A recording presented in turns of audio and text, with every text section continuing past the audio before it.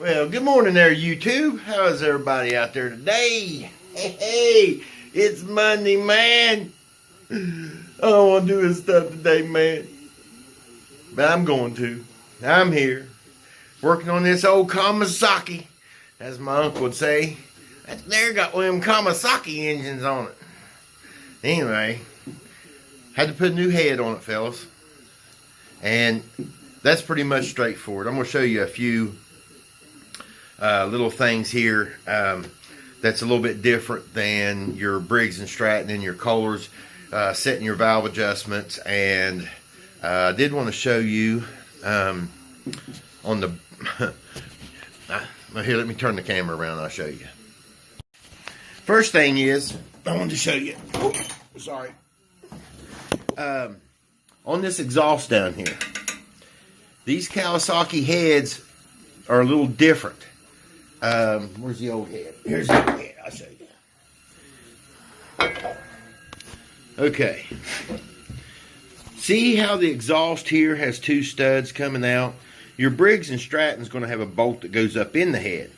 These Kawasaki's have these. Okay. The best way to get this head on and or off and on here is to loosen both sides of the exhaust. Both sides. Now, it is tight, tight, tight in there. The front bolt's not too bad, but the one in the back is terrible, man. I mean, absolutely terrible. This was my setup to get it off there. I think it is a 12 millimeter. I think that's what that was. Yep. 12 millimeter shorty socket with a 1-inch extension on a 1/4-inch drive.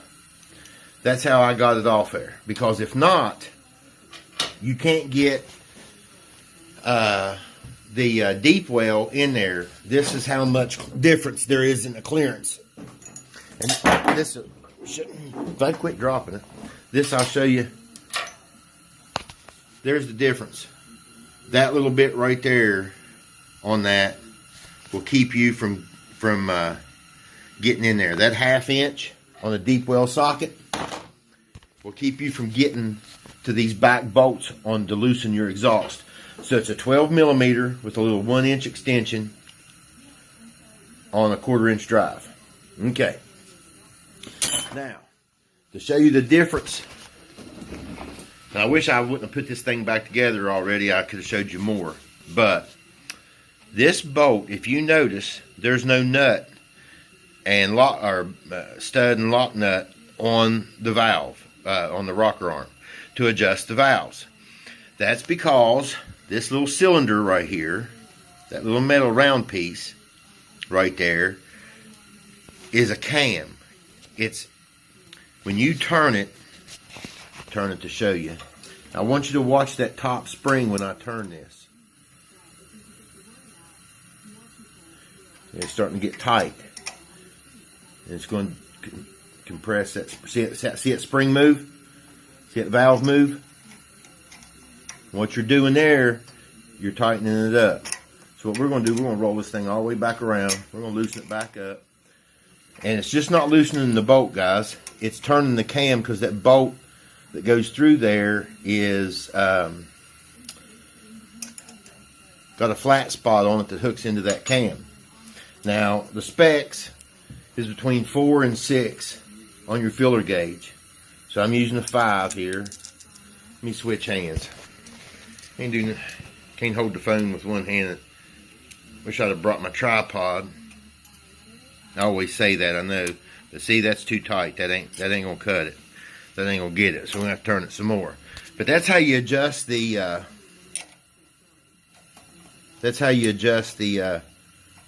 valves on these Kawasaki's. On these Kawasaki, oh, there we go. Looky here, fellas. See, just a little bit of a turn. Now look at that. Now it says between 4 and 6, okay? So between 4 and 6, I would just always set my valves at 5. I mean, it's a brand new head. I always like to set it at 5. 2, let me give you some quick history on this thing. First, let me show you something. See how all that's black down in that carburetor? Well, I'm going to explain that. And you see, if you can see the little chrome the brass choke plate down there, how nice and shiny it is. That's because it's new. I lost my train of thought. It's Monday, guys. I'm telling you, no kidding. What happened with this head? We had to put a new head on it because all that black that I showed you down in the carburetor came from the intake valve on number 1 wasn't seating. So it was creating a constant backfire back through the carburetor. Now, it's probably not something that you would hear a whole lot. You know, you wouldn't just hear it, you know, bang, bang, bang, pow, pow, whatever, if you like sound effects. But it burnt the choke rod, was made of plastic. It burned it completely in two. So when I took the carburetor apart, because, you know, he said that, you know, that it didn't want to start, he could put a little carb spray in it and it'd start right up and run fine. But it had lost some power. Well, when I done a compression check, this is how I found it. Well, first I pulled the carburetor off of it and the choke plate fell out of my hand. Well, then I knew it was a valve. I just didn't know which one. I knew it was an intake valve. Because if it was an exhaust valve, come on you guys out there that's in some of these classes and stuff, that's taking small engine mechanics class, if it was an exhaust, where would it have been backfiring through? Your exhaust. Your intake valve is going to backfire through your intake, which is your carburetor. I think that's a test question. But anyway, so what happened was, I think there was a mouse that built a nest on top of this head. I think that the head got hot, warped the valve in there. The valve, when it warped, pushed the valve guide out. It wouldn't seal. It wasn't sealing back up, so it was letting fire come right back through the carburetor and melted that choke plate. Not choke plate, that choke rod that holds your choke plate. I think it melted it. That's my theory on it.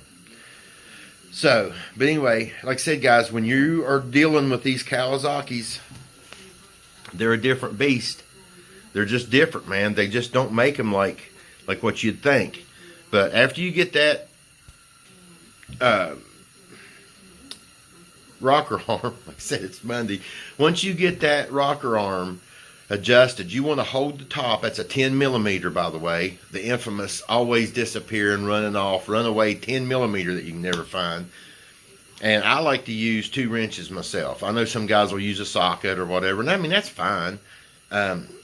Myself, I just like the 2 wrench deal. I just feel like I got a little bit more control with a wrench than I do a socket. But remember, that little piece that I showed you inside that rocker arm is on a cam. It's oblong. So as you turn it, it tightens or loosens the rocker arm on it to adjust it. And I always set mine to 5. Again, I always set mine to 5. I know the specs are usually 4 to 6. Figure if I hit it right in the middle and I start it up and it's just not purring like it should, then maybe you can tighten it up a little bit more or loosen it up, whatever you need to do. All of them's different. But I always start at 5. Guys, I hope this video helps, man. I am covered up today. I'll probably make another video here in a little bit if I can get this one finished up and get it out of here. I got a 23 or 25 horsepower Briggs and Stratton that is just running wide open. So I don't know if I'm gonna have to tear it down and put a flywheel. Shoot, jeez. Oh, it's Monday. A governor gear and control arm in it, or it could be something in the carburetor. Sometimes you'll have a butterfly come loose or something like that in there. So I'll just have to check it out. Anyway, guys, until next time, CNL is out. Like I always end all my videos, whatever you do, do it for the glory of God, because without Him ain't none of it possible. And CNL is out.